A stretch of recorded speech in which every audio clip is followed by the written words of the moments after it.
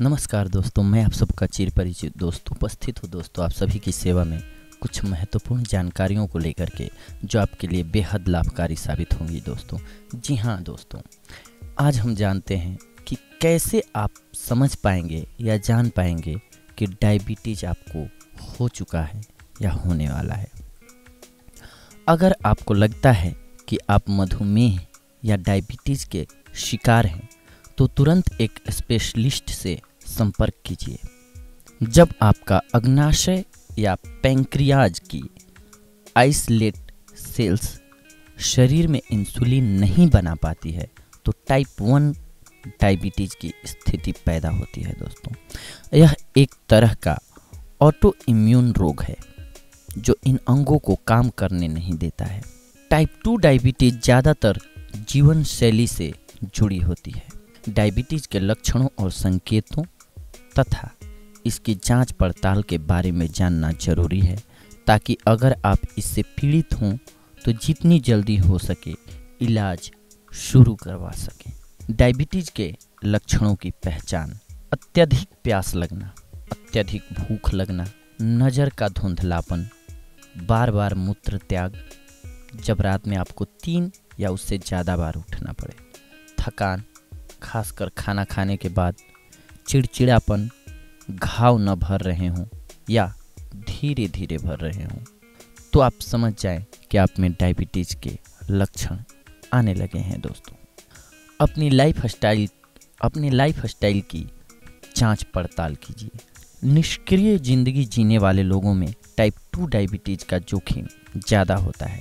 ज़्यादा वजन वाले या मोटापे के शिकार लोग या जो ज़रूरत से ज़्यादा मीठा और परिष्कृत या रिफाइंड कार्बोहाइड्रेट खाते हैं उनमें भी टाइप 2 डायबिटीज की संभावना ज़्यादा रहती है दोस्तों। गौर करें कि टाइप 2 डायबिटीज का अगर कोई शिकार है तो अक्सर वह अनियंत्रित जीवन शैली से जुड़ी है, जबकि टाइप 1 डायबिटीज अगर किसी को है तो वह उसके जन्म के साथ भी हो सकती है, यानी यह बचपन से ही उसके साथ हो सकती है या रह सकती है। डॉक्टर से मिलें। आपको डायबिटीज है या नहीं, इसे जानने के लिए आपको डॉक्टर की निगरानी में डायबिटीज की जांच परख से गुजरना होगा। आपके ब्लड टेस्ट की रिपोर्ट में आए आंकड़े यह बताएंगे आपका ब्लड शुगर लेवल सामान्य है या फिर बढ़ा हुआ। डायबिटीज मतलब यह कि अगर आपने लाइफस्टाइल में भारी तब्दीली नहीं की तो जल्द ही आप में डायबिटीज होने का खतरा है। डायबिटिक मतलब यह कि अगर आपने अपनी लाइफस्टाइल में जल्द ही बदलाव नहीं किया तो आपको डायबिटीज होने का खतरा बढ़ जाता है दोस्तों।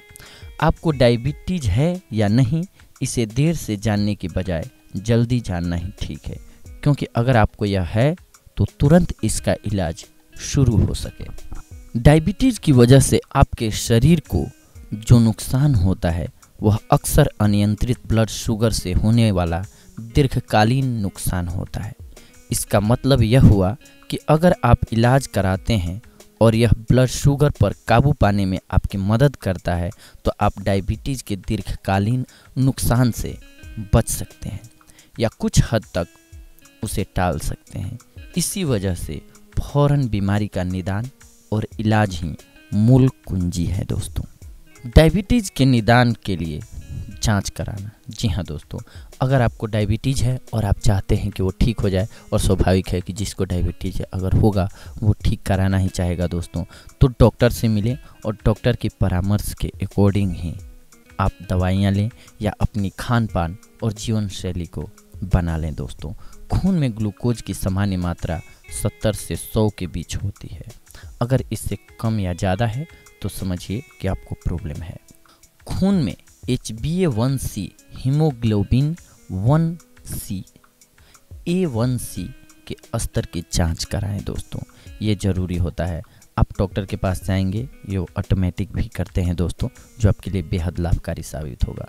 डायबिटीज़ का इलाज कराएं।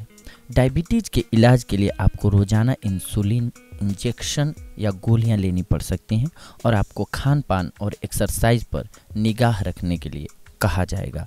सबसे महत्वपूर्ण होता है इसमें दोस्तों, आपका खान पान और आपकी जीवन शैली। आप अपने खान पान को जितना जल्द से जल्द सुधारेंगे, आप उतनी ही जल्दी ठीक होंगे दोस्तों। कभी कभी टाइप 2 डायबिटीज़ के ज़्यादा हल्के मामलों में सिर्फ संयमित खान पान ही काफ़ी होता है दोस्तों। फॉलोअप टेस्ट कराएं।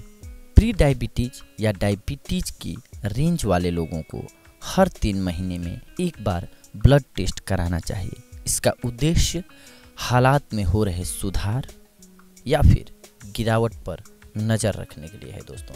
जी हाँ दोस्तों, कि अगर आप मान लीजिए खान पान में जो भी सुधार किए हैं या डॉक्टर्स जो दवाई दे रहे हैं वो आपके लिए सही है या गलत, इसके लिए फॉलोअप टेस्ट ज़रूरी होता है दोस्तों।